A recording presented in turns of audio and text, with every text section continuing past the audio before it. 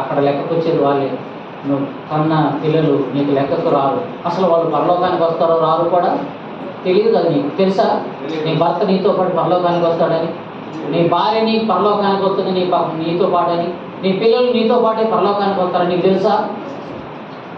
ఆలోచించండి. తెలియదు కదా. కాబట్టి మనం కష్టపడి ఖర్చు పెట్టి మన ప్రవర్తనను చూపించి మన దేవుని మాటలు చెప్పి మనకున్నదంతా వ్యయం చేసి ఎన్ని ఆత్మలు అయితే సంపాదించుకుంటామో వాళ్ళే మన ఆస్తి, వాళ్ళే మన ఘనత, వాళ్ళే మన అతిశయం, వాళ్ళే మన కిరీటం. అట్టి వారినే కదా అనేది బహళ నమ్మకమైన మంచి దాసు. ఈ కొంచెంలో నమ్మకంగా ఉన్నాడు. శరీర జీవిత కాలంలో నా మాటలను నమ్మి నీపడాలన్న మంచి మనసుతో ఇంతమంది వచ్చారని చెప్పి నేను బడా అని అంటుంటే ఎంత ఆనందం అండి, ఎంత అతిశయం అండి. అదే కదా అతిశయ కిరీటం అంటే. ఒకసారి ఆలోచించవలసినటువంటి అవసరం ఎంతైనా ఉందని నేను మీకు జ్ఞాపకం చేస్తాను. ఇక్కడ ఉన్నటువంటి మన యొక్క మనస్తత్వాన్ని బట్టి రేపు నాడు మనకు అక్కడ ప్రతిఫలం అనేటువంటి కలుగుతుందని నేను మీకు జ్ఞాపకం చేస్తాను.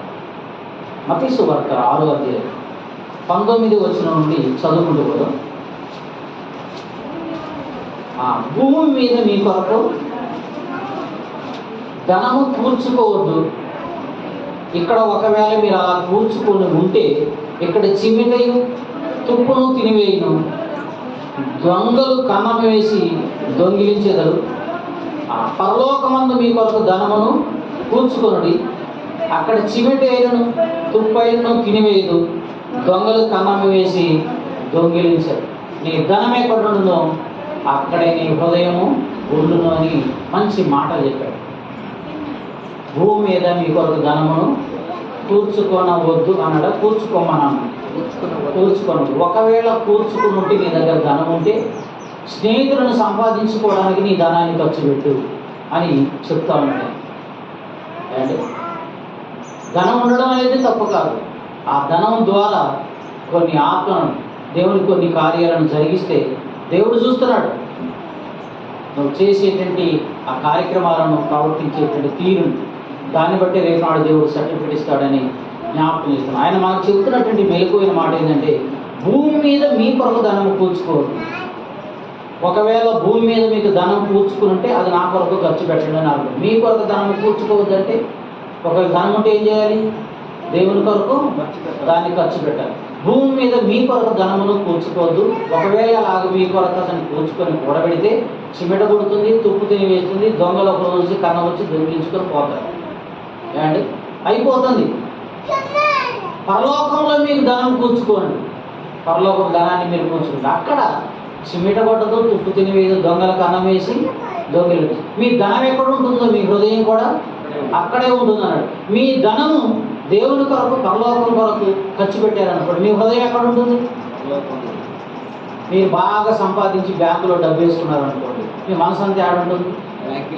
బ్యాంక్ చుట్టూ తిరుగుతుంది మీ ఆత్మ. ఇలా నేను ఆ డబ్బు అనుకుంది అని. అవునా కదా? ఇది బ్యాంకులో పెట్టుకున్నా, లేకపోతే బీరువాలో పెట్టుకున్నా, ఇంకెక్కడ పెట్టి లాకర్లో పెట్టినా మీ మనసు అంతా ఏడ ఉంటుంది? అక్కడే ఉంటుంది.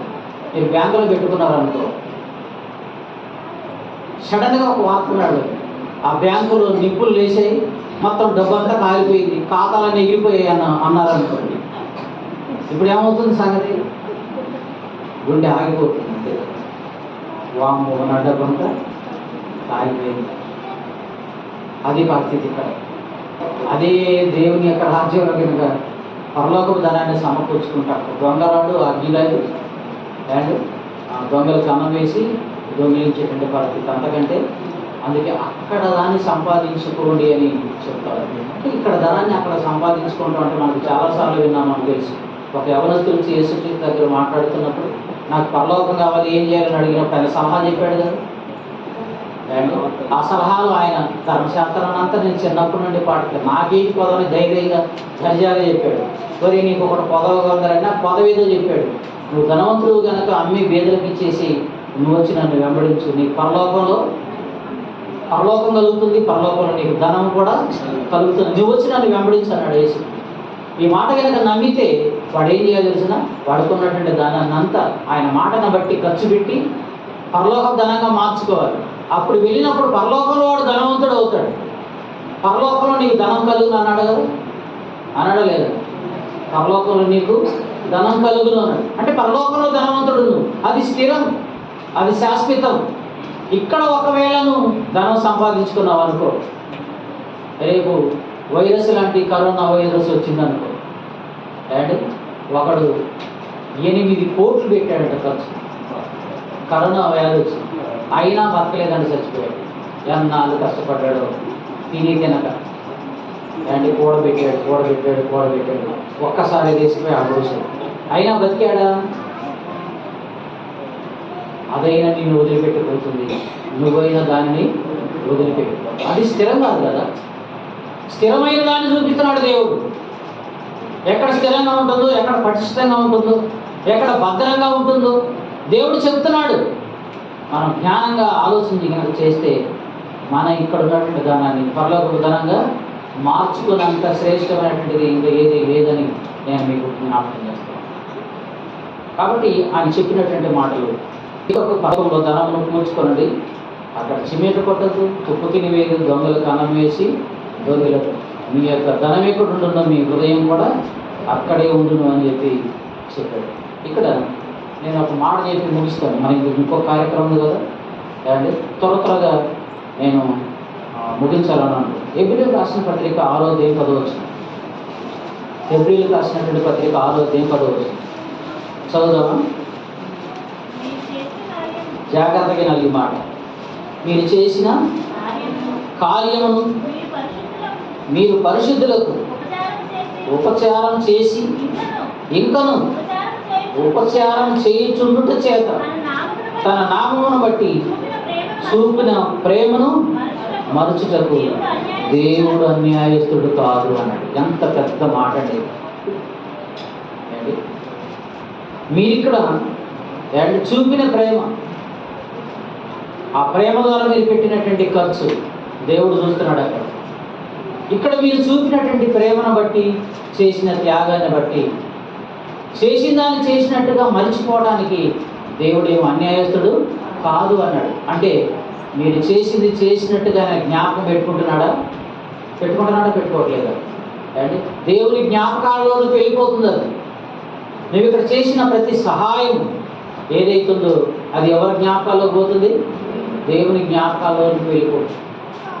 దేవుడు అన్యాయస్తుడు కాదు.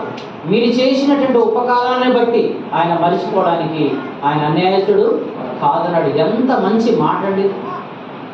దేవుడు నీ త్యాగాన్ని, నీ యొక్క కష్టాన్ని ఆయన జ్ఞాపకం ఉంచుకుంటున్నాడంటే, ఇంతగా త్యాగం చేసి కష్టపడినటువంటి నీకు ఏదైనా కష్టం వచ్చిందనుకో ఈ లోకంలో, ఆయన ఊరుకునే ఉంటాడా? చూస్తూ ఊరుకుంటాడండి. అందుకే నేను మర్చిపోను అన్నాడు. కాబట్టి గుర్తుపెట్టుకోండి.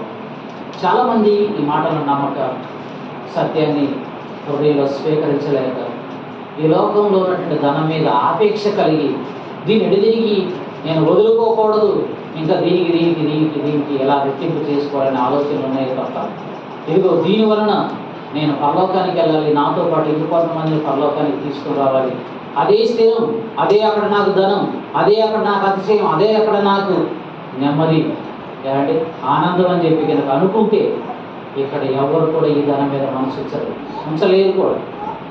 కాబట్టి గుర్తుపెట్టుకొని మనమందరం ఇక్కడ కొద్ది కాలం బ్రతుకుతాం, వెళ్ళిపోతాం. ఎవరికి టైం వచ్చినప్పుడు వారు వెళ్ళిపోవాల్సిందే తప్ప ఇక్కడ ఎవరు శాశ్వతంగా ఉండరు.